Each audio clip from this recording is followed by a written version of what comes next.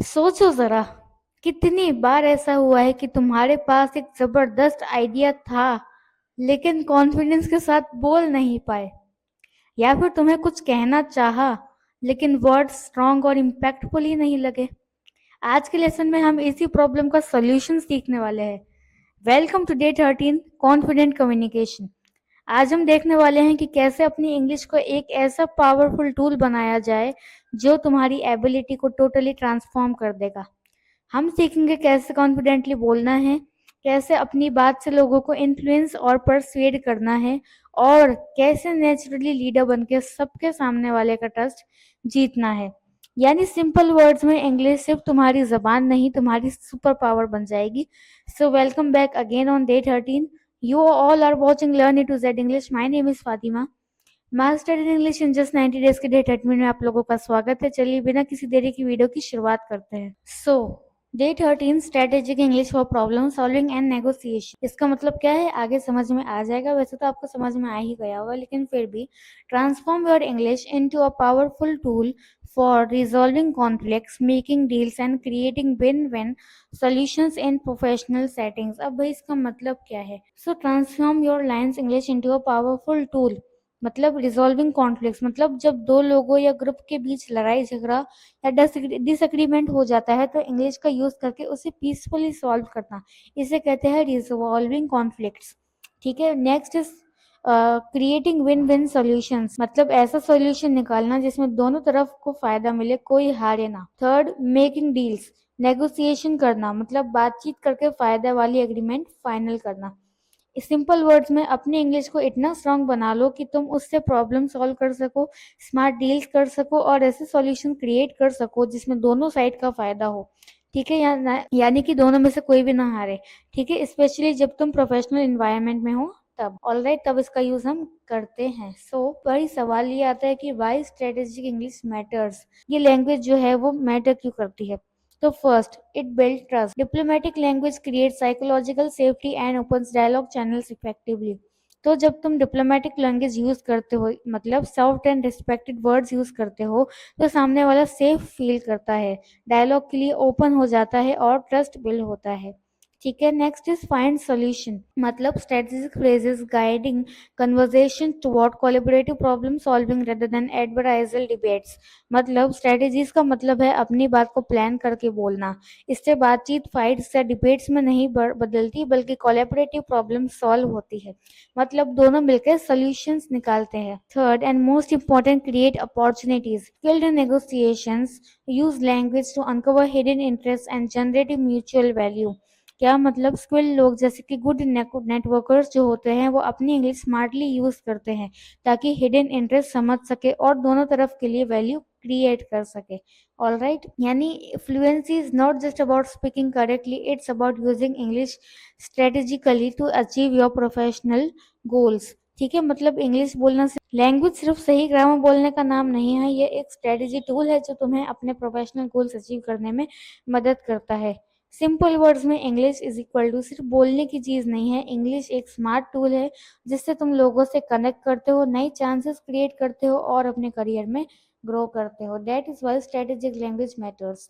Now, problem solving English essential phrases. कुछ phrases है हमारे पास। कभी कभी प्रॉब्लम का डायरेक्ट सॉल्यूशन मिलना मुश्किल होता है, इसलिए इंग्लिश में हम इश्यू को रिफ्रेम करते हैं, यानी उसको एक नए एंगल से देखते हैं। First, reframe the issue. Let's look this from another angle. बोला ना कि कभी कभी डायरेक्ट प्रॉब्लम का सोल्यूशन निकालना मुश्किल होता है तो किसी को उसी बात को किसी और तरीके से घुमा के देखा जाता है, तो रिफ्रेम द इशू कहते हैं उसको, मतलब इस बात को किसी और तरीके से देखते हैं। For example, what if you approach it differently, ये उसका मतलब है क्या हम इसी बात को दूसरे तरीके से देखें, मतलब अगर इसका ये फायदा है तो इसका नुकसान भी है, या अगर इसका ये चीज का ये नुकसान हो रहा है तो उसका आगे जाके फायदा भी हो सकता है। All right, next we have explore options. Have we considered what are our alternatives here? क्या हमने ये सोचा कि हमारे यहाँ पे alternatives यानी हमारे मतलब यहाँ पे क्या होंगे। ठीक है, तो ये ऐसे भी वर्ड्स यूज किए जाते हैं। Next, guide the discussion. Discussion को गाइड करना। Let's focus on what we can control. चलो उसी पे ध्यान देते हैं जो हम कंट्रोल कर सकते हैं। ठीक है, the real question seem to be a little difficult, a bit difficult, but we will handle. ठीक है, तो क्या करते हैं, जो हमारे कंट्रोल में है उस पर हम लोग फोकस करते हैं। सिंपल वर्ड्स के अंदर प्रॉब्लम को सीधा सॉल्व करना ज़रूरी नहीं है, कभी बस उसको नए तरीके से देखना, ऑप्शन एक्सप्लोर करना और डिस्कशन को सही डायरेक्शन में ले जाना ही इसका सोल्यूशन होता है। Next, negotiation skill, the art of diplomatic disagreement. Okay, तो नेगोशिएशन में पोलाइट या डिप्लोमेटिक यानी रिस्पेक्टेड वर्ड्स और सॉफ्ट वर्ड्स को सिंपल में एक्सप्लेन करना है, वो करती हूँ मैं अब आपको। First, polite disagreement. ठीक है, तो I see your point but may I suggest, मतलब मैं समझ रहा हूँ क्या तुम क्या कह रहे हो, लेकिन मेरी सोच थोड़ी अलग है। ठीक है, okay. Next point, that's interesting थो आई वंडर इफ। मैं आई सजेस्ट का दैट का मतलब होता है मैं पोलाइटली अपना आइडिया एक्सप्रेस करना चाहती हूँ। ठीक है। सेकेंड, आई वंडर इफ, मतलब मैं सॉफ्टली एक अल्टरनेटिव या एक सेंटेंस या क्वेश्चन रेज कर रही हूँ। For example, I wonder if we could try different marketing strategy, मतलब सामने वाले की बात का काट नहीं करना हमको, फिर भी हमको उसे और अच्छे से समझाना है, उसकी रिस्पेक्ट करनी है। ठीक है, और उसके अपोज में हमको नहीं चलना है। Next, I appreciate that perspectives, however, मतलब मैं रिस्पेक्ट करता हूँ तुम्हारी आइडिया या तुम्हारे एफर्ट का, लेकिन एक और व्यू है, एक मेरे पास एक और तरीका है। मतलब for example, I appreciate the purpose of this plan, however the budget seems to high, मैं तुम्हारी मेहनत को दिल से बहुत अप्रिशिएट करता हूँ, रियली अप्रिशिएट, लेकिन थोड़ा बजट इसका थोड़ा सा हाई है। सिंपल वर्ड्स में एक ये फ्रेज हेल्प करते हैं डिसएग्रीमेंट को पोलाइट और रिस्पेक्टफुल बनाने में, जिसमें सामने वाला हर्ट ना हो और बात सॉल्यूशन वाली मिल जाए। ऑर्गेनाइज अब प्रपोजिंग अल्टरनेटिव्स। ठीक है, तो प्रपोजल अल्टरनेटिव्स मीन्स कभी डील या डिस्कशन में एक ही सॉल्यूशन पर अटक जाए तो पोलाइट इंग्लिश फ्रेजेस यूज करके नई ऑप्शन सजेस्ट करते हैं। ठीक है, तो first, how about we meet half way, मतलब चलो एक मिडिल सॉल्यूशन निकालते हैं जिसमें दोनों का कॉम्प्रोमाइज हो। ठीक है, दोनों को कॉम्प्रोमाइज करें और हमको एक बीच का सोल्यूशन भी मिल जाए। कॉम्प्रोमाइज दोनों को ही करना पड़ेगा, इसका मतलब ये। Next, what if we tried this approach instead, मतलब तुम्हारा आइडिया रिस्पेक्टेड है, लेकिन क्या एक और नया तरीका भी ट्राई करते हैं। ठीक है। Next, could we explore a third option, मतलब सिर्फ दो चॉइसेस पर फाइट करने के बजाय एक नया ऑप्शन देखते हैं जो सबको सूट करे। फॉर एग्जांपल, ए या बी को चूज करने के बजाय हम नया ऑप्शन सी को क्यों ना एक्सप्लोर करें। मतलब ए और बी दो ऑप्शन हैं, वही सबको सब उसी को देख रहे हैं, तो उसे को हटा के हम नया जो ऑप्शन सी है उसी को एक्सप्लोर क्यों ना करें। ये मैं एक एग्जाम्पल दे रही हूँ। ठीक है, सिंपल वर्ड्स के अंदर polite language plus alternative option is equal to discussion friendly plus solution focused. ठीक है, okay. Next we have power vocabulary for strategic communication. अब हमारे पास है कुछ phrases. First, compromise, a settlement reached by mutual concession where both parties adjust their positions, मतलब जब दोनों पार्टीज अपनी डिमांड थोड़ी एडजस्ट करते हैं और एक मिडिल सॉल्यूशन निकालते हैं। ठीक है। सेकेंड, असर्टिव, असर्टिव मीनिंग जब तुम अपनी बात कॉन्फिडेंटली और डायरेक्टली रखते हो, confident in direct communication, respecting others view points. ठीक है, और लेकिन सामने वाले को रिस्पेक्ट के साथ। ठीक है, simple, assertive is equal to, assertive का मतलब क्या होता है, कॉन्फिडेंस प्लस रिस्पेक्ट के साथ क्लियरली बोलना, यानी सामने वाले को बुरा भी ना लगे और तुमने अपनी बात भी कह दी हो इस तरीके से। थर्ड, रिजोल्यूशन, रिजोल्यूशन का मतलब होता है this act of solving a problem और ending a disagreement effectively. Resolution का मतलब है प्रॉब्लम को सॉल्व करना या डिसएग्रीमेंट को खत्म करना। ये तब होता है जब दोनों पार्टीज एग्री करते हैं एक ऐसे सॉल्यूशन पर जो सबके लिए बेनिफिशियल होता है। फोर्थ, म्यूचुअल, अब म्यूचुअल का मतलब क्या होता है, म्यूचुअल का मतलब होता है shared between two or more parties, beneficial to all involve, मतलब जब कोई चीज या दो या ज्यादा पार्टीज के बीच शेयर होती है और सबको उससे फायदा मिलता है, इसे कहते हैं mutual. Fifth, feasible, feasible means possible practical to achieve within current constants and resources, मतलब ऐसा जो प्रैक्टिकली अचीव किया जा सकता है करंट रिसोर्सेज और कंडीशंस के साथ, इसे कहते हैं feasible। Next, sustainable, sustainable able to continue over time without causing problem और डिप्लेशन, ऐसी चीज जो लॉन्ग टाइम तक कंटिन्यू किया जा सके। ठीक है, बिना किसी प्रॉब्लम के। ऑल राइट, मतलब उसे ज़्यादा समय तक यूज़ कर सकते हो और उसे यूज़ करने में कोई भी प्रॉब्लम भी नहीं आएगी, तो वो होता है सस्टेनेबल। तो ये थे कुछ फ्रेजेस जो हमने अभी तक सीखे हैं। वीडियो पसंद आ रही है तो वीडियो को एक लाइक ज़रूर कर दीजिएगा। अब आगे बढ़ते हैं और देखते हैं नेगोशिएशन आइडियम्स एंड फ्रेजेस। अब हम बात करेंगे कुछ फ्रेजेस के बारे में और कुछ आइडियम्स के बारे में। मतलब फर्स्ट है meet half way, compromise by splitting the differences between two positions equally. Example, let's meet halfway on the price.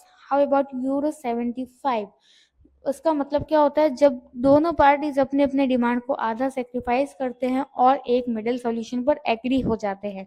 मतलब तुम 100 बोल रहे हो, मैं 50 बोल रहा था, चलो मिडिल पॉइंट 75 पर एग्री कर लेते हैं। एग्जाम्पल दिया मैंने, ठीक है। सिंपल वर्ड्स में मीट हाफ का मतलब है मिडिल सॉल्यूशन, जिसमें दोनों थोड़ा कॉम्प्रोमाइज करते हैं। Next, find common ground, identify shared interest और values that both parties can agree upon. मतलब जब दोनों पार्टीज अपने अपने डिफरेंसेस साइड पे रखकर एक ऐसा शेयर्ड इंटरेस्ट या वैल्यू ढूंढते हैं जिसमें सब एग्री कर सके, ठीक है, मतलब वे दोनों कॉम्प्रोमाइज करते हैं सबकी भलाई के लिए। All right, example, we need to find common ground before moving forward. आगे बढ़ने से पहले हमें एक ऐसी बात पर एग्री करना होगा जो दोनों को एक्सेप्ट हो, यानी दोनों पार्टीज उसको एक्सेप्ट कर सके। सिंपल वर्ड्स में फर्स्ट कॉमन ग्राउंड का मतलब दोनों तरफ एक ही बेस पॉइंट या एग्रीमेंट पॉइंट को ढूंढना। All right. Third, we have smooth things over. Resolve conflicts or tensions through diplomatic communication. Example, let me smooth things over with the client. मतलब क्या होता है इसका, जब तुम किसी कॉन्फ्लिक्ट यानी किसी परेशानी या टेंशन को डिप्लोमेटिक और पोलाइट कम्युनिकेशन से रिजॉल्व करते हो ताकि सिचुएशन काम हो जाए, ठीक है। For example, let me smooth the things over with the client, मतलब मैं क्लाइंट के साथ पोलाइटली बात करके मिसअंडरस्टैंडिंग को दूर कर देती हूँ या दूर कर देता हूँ, ठीक है। Next and last we have turn the tables, change the situation into your advantage often unexpectedly. मतलब सिचुएशन को उल्टा कर देना यानी अपने फेवर में ले आना, यूजुअली अनएक्सपेक्टेड तरीके से। मतलब जहां तक तुम वीक पोजीशन में थे वहां सडनली एडवांटेज तुम्हारे पास ही आ जाए। Example, she turn the tables by proposing a partnership instead. पहले लग रहा था कि दूसरा पार्टी स्ट्रांग है, ठीक है, पर उसने एक ऐसे स्मार्ट प्रपोजल से सिचुएशन ही अपने फेवर में कर ली।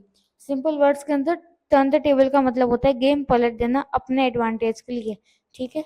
इसे कहते हैं turn the table. All right, next we have, अब प्रैक्टिकल टास्क ही आपको करना है, नेगोशिएशन रोल प्ले। ये आपके लिए है, आपको क्या करना है, चूज अ सिनेरियो, एक सिनेरियो चूज करो यानी एक ऐसी सिचुएशन चूज करो जिसमें नेगोशिएशन होता है। For example, salary negotiation with boss, when the contract के टर्म फिक्स करना, प्रोजेक्ट डेडलाइन डिस्कस करना और परफॉर्मेंस असिस्टेंस। ये सब बातें आपको चूज करनी है इनमें से कोई भी एक। Second, prepare your position, define your ideal outcome, minimum acceptable terms and potential compromises. क्या मतलब, अपने तुम क्या चाहते हो, बेस्ट रिजल्ट रखो, ठीक है। मिनिमम एक्सेप्टेबल टर्म, सबसे कम पर भी एग्री कर सकते हो। पोटेंशियल कॉम्प्रोमाइजेस, कहाँ थोड़ा एडजस्ट कर सकते हो ताकि डील हो जाए, वो सब तुमको चूज करना है, ठीक है। Third we have practice strategic phrases. क्या करना है आपको, आज का टास्क है नेगोशिएशन रूल में फ्रेजेस की प्रैक्टिस करना। यूज टुडेज वोकेबलरी, जो भी हमने वोकेबलरी सीखी, जैसे अपने रोल प्ले में जो फ्रेजेस यूज करो जो हमने आज सीखे, जैसे meet half way, find common ground, smooth things over, etcetera. फिर क्या करोगे, तुम ट्राई करो इन उन फ्रेजेस को अपनी नेचुरल बातचीत में डालो, जैसे तुम रियल का मीटिंग में बोल रहे हो, ज्यादा फॉर्मल या रोबोटिक नहीं, बस नॉर्मल बात जैसे होती है वैसे। थर्ड, कंडक्ट द नेगोशिएशन, एक छोटी रोल प्ले बनाओ जैसे सेलिब राय जो ऊपर बताए वो सब, और इसमें इन फ्रेजेस को इंसर्ट करो। Fourth, role play and reflect, negotiation के बाद सोचो कि कौन सा फ्रेजेस सामने वाला ज्यादा ओपन फील करेगा, कौन सा फ्रेजेस सबसे इफेक्टिव लगेगा और कहाँ तुम और इम्प्रूव कर सकते हो। सिंपल वर्ड्स में रोल प्ले करो, फ्रेजेस का यूज करो और बाद में एनालाइज करो कि कौन सा फ्रेजेस तुम्हें पावरफुल और सबसे ज्यादा नेचुरल लगा, ठीक है। तो ये आपका काम है, ये आप करेंगे। Next, writing task diplomatic problem solving email. अब यहाँ पे भी आपको, ये आपका राइटिंग टास्क है। क्या करना है, एक ईमेल लिखना है आपको। किसको ईमेल लिखना है, सिनेरियो क्या है, सीन क्या है, your team missed the project deadline affecting another department. Draft a diplomatic email that acknowledges the issue, proposes solution and maintains professional relationships. क्या होना चाहिए कि आपकी जो टीम है उसने एक प्रोजेक्ट को मिस कर दिया और जिससे दूसरे डिपार्टमेंट को जो है वो अफेक्ट हो गया, ठीक है। तो आपको एक ईमेल लिखना है पोलाइटली और रिस्पेक्टेडली, ताकि आपका इश्यू भी सॉल्व हो जाए, आप सोल्यूशन भी निकल आए और आपकी जो प्रोफेशनल रिलेशनशिप्स है वो भी मेंटेन रहे। मतलब ऐसा, मतलब समझो कि सांप भी मर जाए और लाठी भी न टूटे, ठीक है, इस तरीके से। तो फर्स्ट पहला क्या करोगे, एक्नॉलेज रिस्पॉन्सिबिलिटी।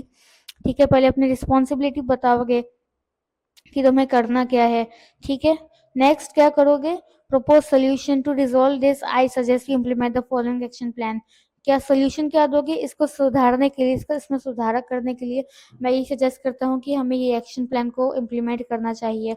और prevent future issues, future issues को प्रिवेंट करोगे। Moving forward we will establish additional check points, मतलब ऐसी हरकत जो अभी हुई है वो दोबारा ना हो, इसका हम पूरी पूरी तरह से ख्याल रखेंगे। इस तरीके से प्रिवेंट फ्यूचर इश्यूज, यानी फ्यूचर में आगे जाके कोई भी दिक्कत हमको नहीं होगी। तो इस तरीके से ये दो मैंने आपको राइटिंग टास्क दिए हैं और आई होप आप इन दोनों को जरूर पूरा करेंगे। Now with this your English your power, तुम्हारी इंग्लिश तुम्हारी असली पावर है। हर कम्युनिकेशन, हर कन्वर्सेशन एक अपॉर्चुनिटी होती है लोगों के बीच ब्रिज बनाने की और नई वैल्यू क्रिएट करने की। और ये सब होता है जब तुम अपने वर्ड सोच समझ के चूज करते हो। थॉटफुल लैंग्वेज चॉइसेस तुम्हारी बात को और स्ट्रॉन्ग और इम्पैक्टफुल बना देते हैं। ठीक है, confident communication, master these skills with the and watch how your ability to influence, persuade and lead transform। जब तुम अपनी कम्युनिकेशन में कॉन्फिडेंस ले आते हो तो तुम्हारी एबिलिटी बिल्कुल ट्रांसफॉर्म हो जाती है। तुम इजीली इन्फ्लुएंस कर सकते हो, लोग तुम्हारी बात सीरियसली लेते हैं। तुम लोगों को परसुएट कर पाते हो, मना सकते हो अपने आइडियाज के लिए। और तुम नेचुरली लीडरशिप भी दिखा पाते हो कि लोग तुम्हारी गाइडेंस फॉलो कर सके। ठीक है, so that was all out for today. Tomorrow we will explore advanced presentation skills and public speaking strategies that command attention and inspire action। अगली वीडियो में हम और भी ज्यादा चीजें समझेंगे, तो इससे भी ज्यादा बेहतर होंगी और आपको कुछ और ज्यादा नया सीखने मिलने वाला है। और दोस्तों याद रखो, कॉन्फिडेंट कम्युनिकेशन एक दिन में नहीं आता, ये एक हैबिट है जो प्रैक्टिस से बनती है। जितना ज्यादा हम अपने आइडियाज कॉन्फिडेंटली बोलते जाएंगे उतने ही लोग हमें सीरियसली लेने लगेंगे। और जब तुम अपने वर्ड्स के थ्रू लोगों को इंस्पायर करोगे, मना लोगे और लीड करोगे, तब तुम सिर्फ इंग्लिश बोल नहीं रहे होगे, तुम अपनी पावर क्रिएट कर रहे होंगे। सो कीप प्रैक्टिसिंग, अपने आप को चैलेंज करते रहो और धीरे धीरे तुम देखोगे कि तुम्हारी इंग्लिश तुम्हें एक इन्फ्लुएंसर, परसुएड और लीडर बना रही है। ऑलवेज रिमेंबर, वर्ड्स में पावर होती है, वर्ड्स में बहुत पावर होती है। और जब वो पावर तुम्हारे कंट्रोल में आ जाए तब दुनिया सिर्फ तुम्हारी सुनती है। वीडियो पसंद आए तो वीडियो को एक लाइक जरूर कर दीजिएगा। चैनल पर नए हैं, सब्सक्राइब नहीं किया है तो अभी के अभी सब्सक्राइब जरूर कर लेना। मैं मिलूंगी आप लोगों से डे नंबर 14 के अंदर। Till then take care and bye bye.